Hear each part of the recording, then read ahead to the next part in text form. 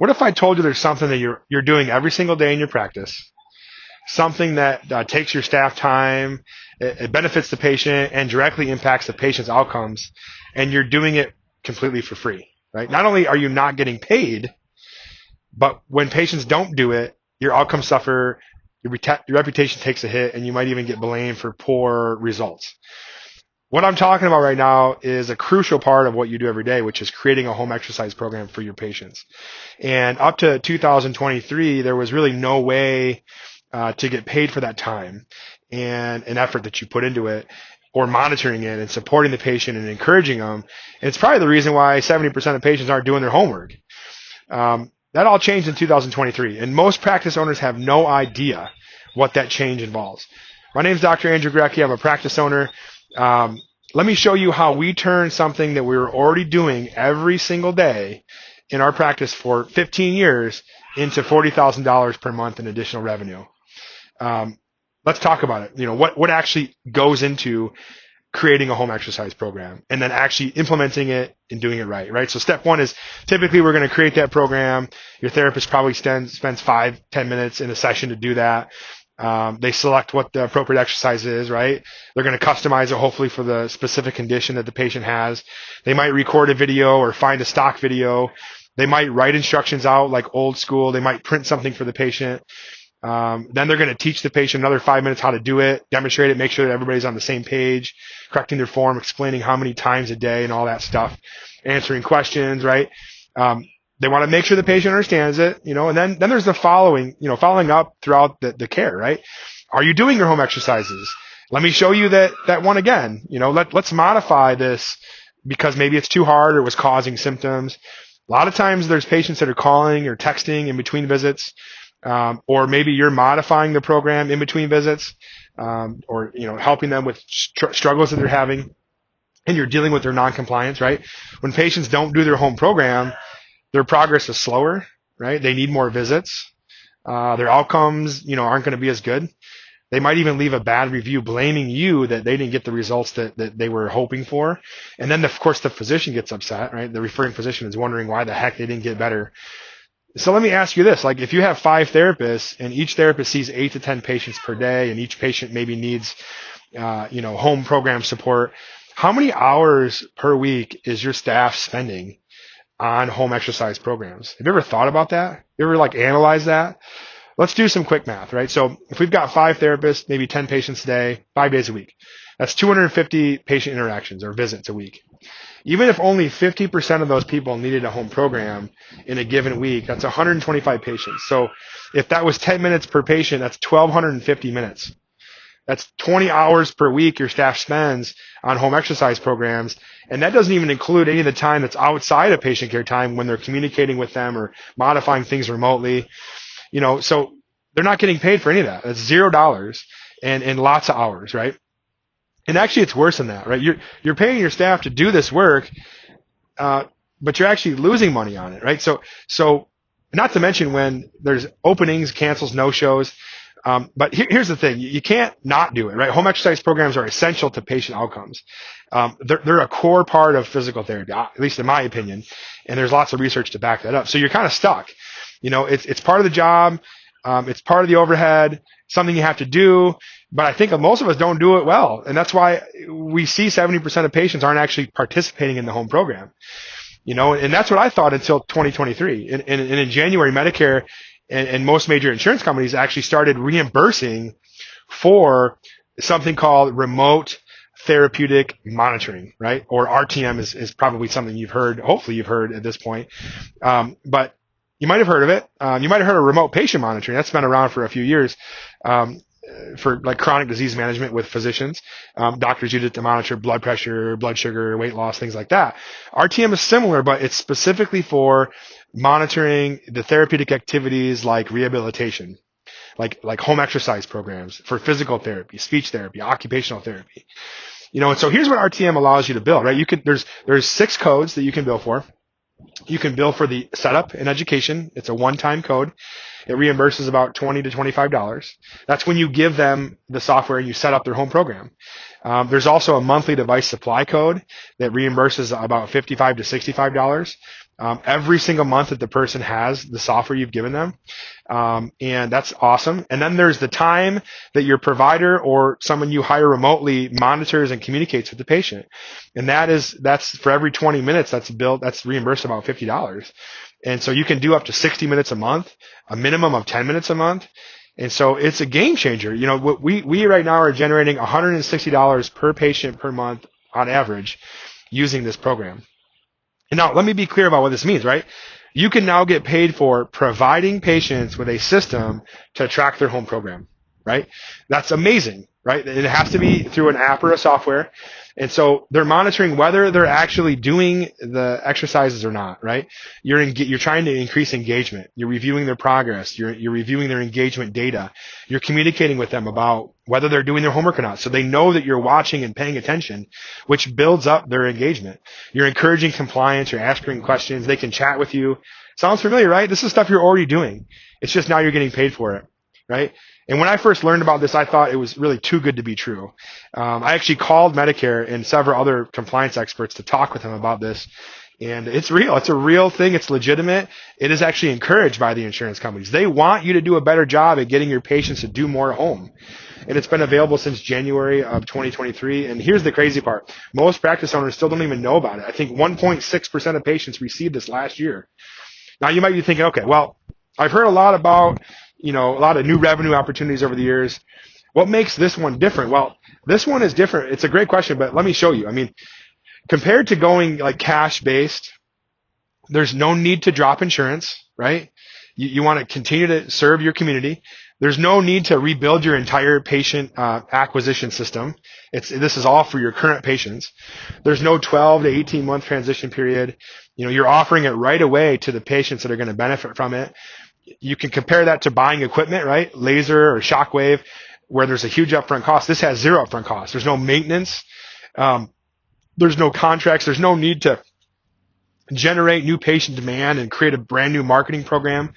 There's really no risk, right? It's, compared to adding new services like dry needling, where there's certifications that need to happen, training, there's travel, they got to go to somebody, you got to pay them for the class. You're already doing this work, or compare retail products. We tried that as well. And again, you have to have inventory. So there's shipping, there's returns, there's headaches. And so I think that this right now is the best option to increase, revenue. What makes RTM unique right now is that you're already doing the work. You're already creating home programs for your patients. You're already monitoring compliance if you're a good therapist. You're already following up with the patients, right? You're just not getting paid for it. And so there's also no upfront investment. You don't need fancy equipment that's expensive. Most of the RTM software companies have no upfront costs. I know ours doesn't. And the patients love it. The patients feel like it's a high touch experience, and you're going to get the benefit of getting reimbursed, right? And it also, this is important, it benefits the patient. It's not about squeezing more money out of the patient. It's about providing better support so they can actually get better outcomes, right? Patients like that. They like the accountability. They like getting better results, right? Because this thing improves their outcomes. So when patients are monitored and supported at home, their compliance goes up. When compliance goes up, outcomes goes up, right?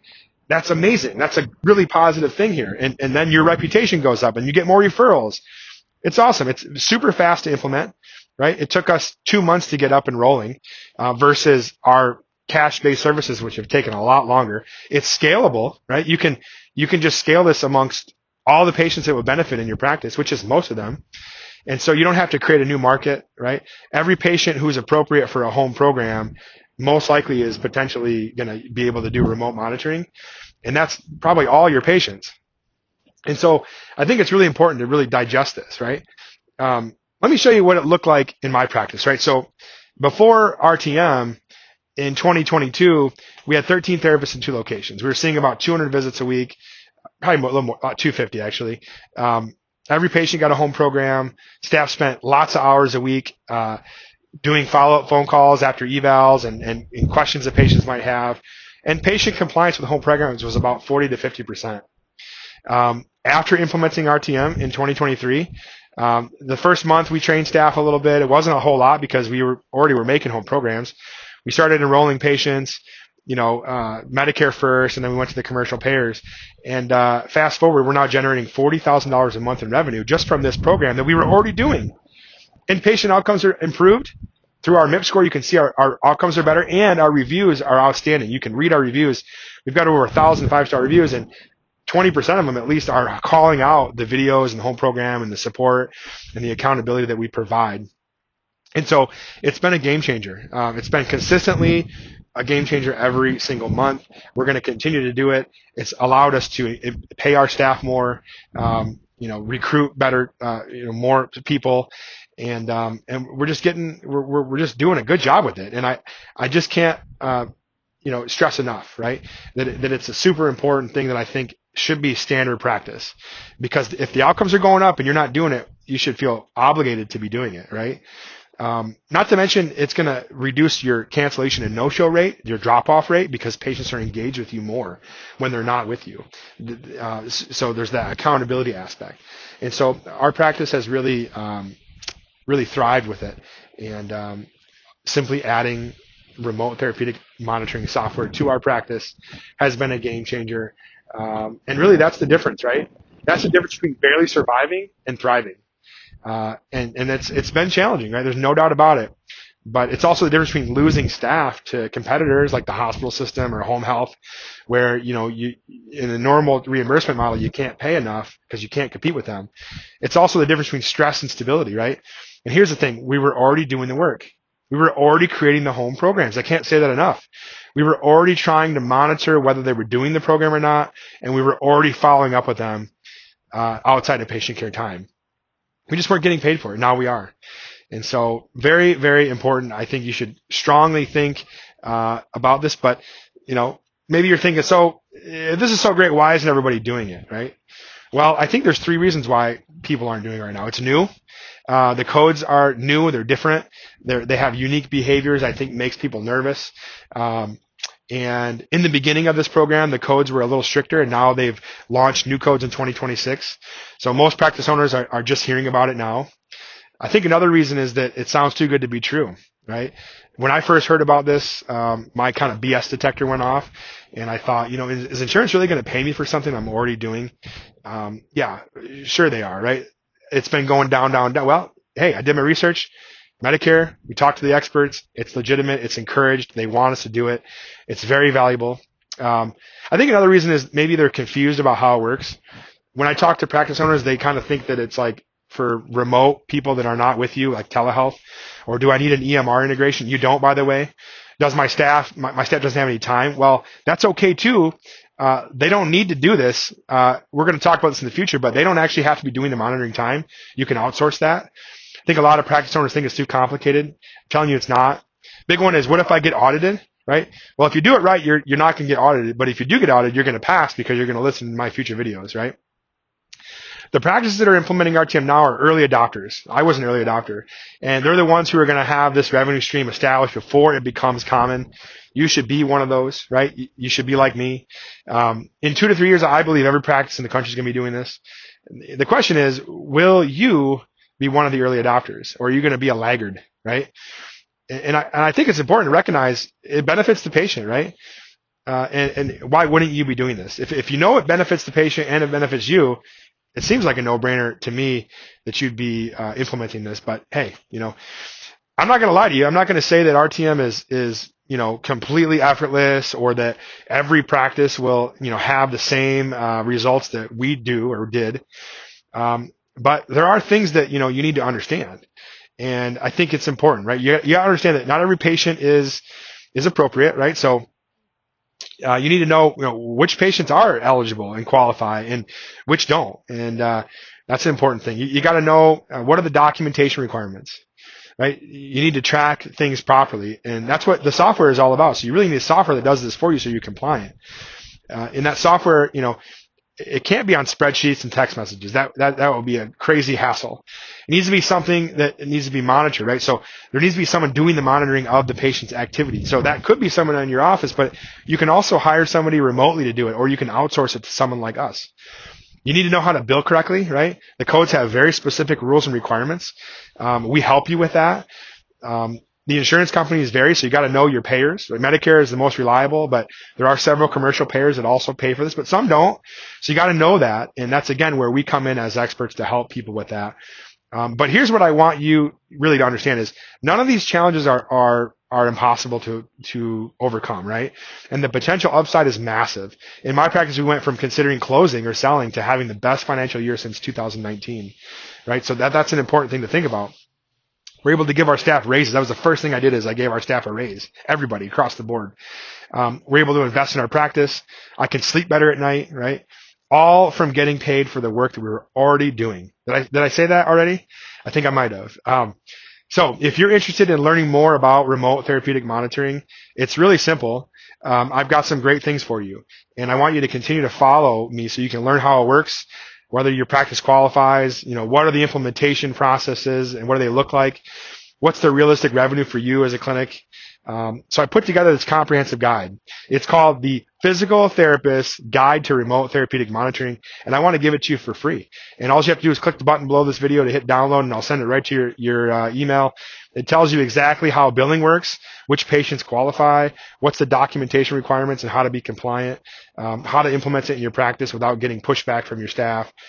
Most importantly, the common mistakes to avoid, and then realistic ways to go about it. So there's no sales pitch, no pressure, just everything you need to know all in one guide so you can make an informed decision about your practice and whether RTM makes sense for you or not. So click the download button, get that for free, and hope you enjoyed this video as much as I enjoyed making it.